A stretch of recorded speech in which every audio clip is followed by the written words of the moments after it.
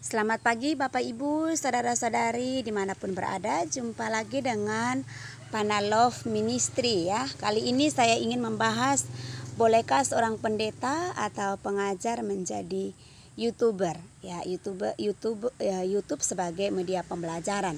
Nah, sembari saya membahas pertanyaan ini, sembari kita juga melihat bunga gantung di depan halaman rumah saya ya. Nah, Bapak Ibu, saudara-saudari, kalau ya ada seorang teman yang bertanya kepada saya, bagaimana menurut pendapat Ibu tentang maraknya sekarang ini hamba Tuhan, pendeta, dosen, guru yang menjadi YouTuber. Wah, ini perlu kita jawab ya, menjadi YouTuber atau menggunakan YouTube sebagai media dan atau sarana. Nah, ini sesuatu yang harus dipisahkan. Kalau disebut YouTuber ya harus bisa saja kalau semua dalam pengertian umum. Ya, sekarang yang menjadi YouTuber pasti punya penghasilan tambahan ya. Konotasinya kalau menjadi seorang YouTuber itu kira-kira seperti itu. Nah, Bapak Ibu, saudara-saudari, berarti dia seorang yang menggeluti YouTube dan dia berusaha memakai YouTube itu sebagai suatu sumber penghasilan atau sebagai profesi ya, sebagai profesi. Maka tidak heran banyak YouTube yang muncul seperti YouTube Games ya. Dan begitu banyak muncul dan disenangi oleh anak-anak dengan banyak penggemar atau like atau subscribe dan lain-lain. Ternyata katanya, saya sendiri belum tahu, katanya memiliki penghasilan yang banyak, fantastik, dan semakin banyak subscribe,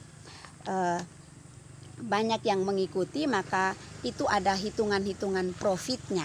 Menurutnya ya katanya sih seperti itu, ada hitung-hitungannya.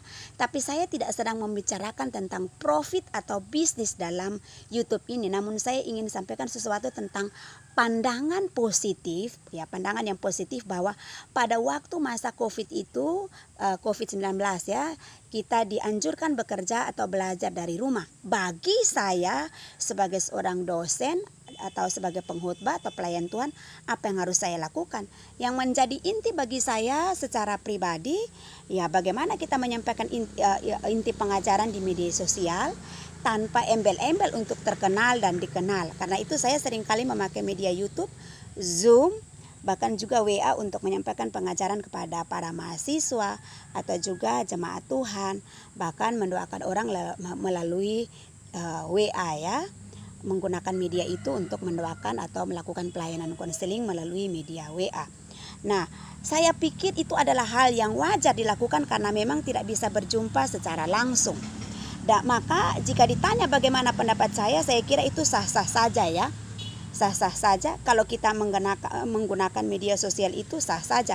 Entah orang menggunakan untuk mempopulerkan diri ya, saya kira itu hal yang kedua ya, itu hal yang kedua. Atau orang menggunakan itu sebagai sarana untuk mendapatkan penghasilan tambahan, ya mungkin itu hal yang kedua atau ketiga atau akibatnya.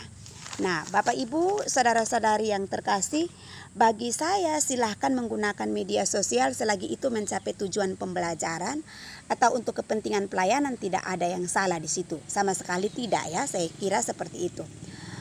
Nah, saya kira motivasi kita jelas. Kalaupun ada orang atau hamba Tuhan, bahkan saya sendiri pun meminta tolong ya untuk di like, comment, share, itu kan untuk memberikan motivasi, semangat saja menurut saya ya.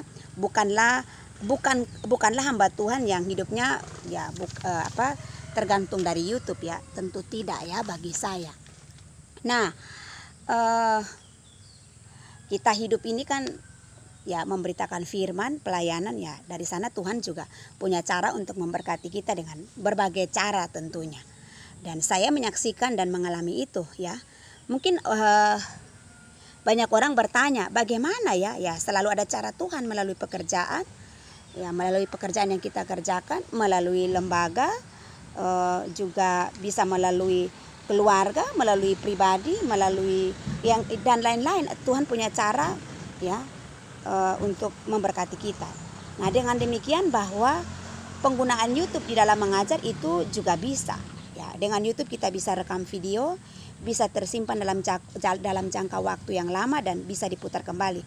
Bukankah itu sesuatu yang menjadi berkat, menyampaikan renungan firman Tuhan setiap hari di YouTube? Bukankah itu sesuatu yang menjadi berkat bagi banyak orang tentunya?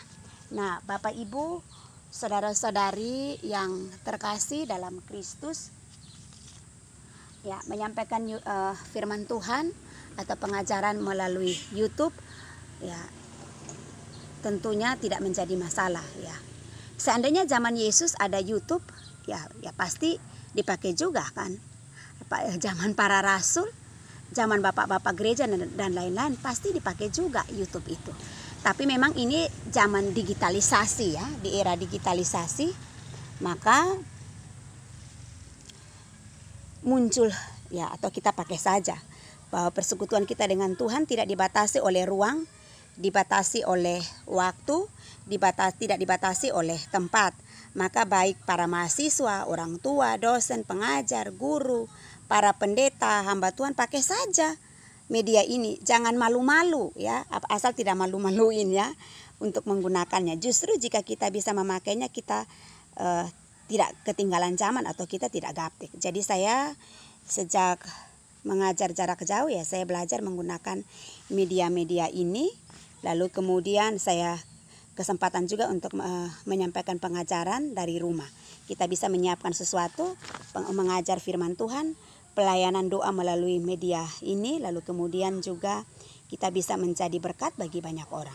Saya pikir sih itu, ya, yang menjadi tujuan kita dalam hal membuat YouTube, atau kita menjadi berkat bagi orang-orang di sekitar kita, ya. Itu motivasi kita dahulu yang harus kita perhatikan, ya, dalam membuat suatu konten atau suatu YouTube, ya, atau materi-materi kita. Tentunya tujuan kita untuk menjadi berkat.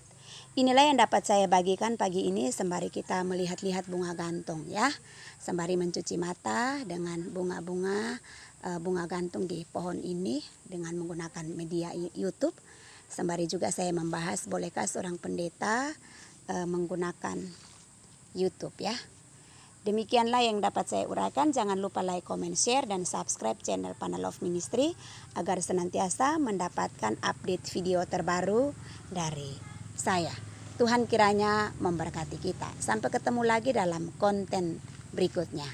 Bye-bye.